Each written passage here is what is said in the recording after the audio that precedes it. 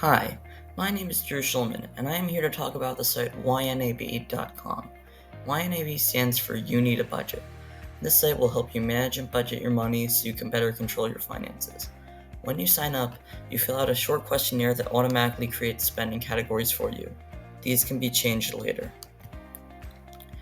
After signing up, you will be taken to the budget page. This is where you can see and modify your spending categories.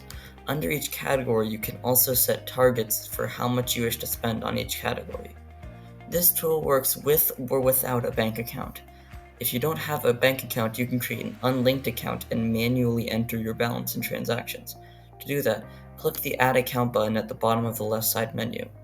I'm going to select Unlinked Account here and then enter your name for your account, the type of account you're adding, and your current account balance.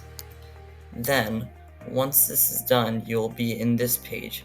Here you can enter your transactions so that they will be reflected in your balance and your budget.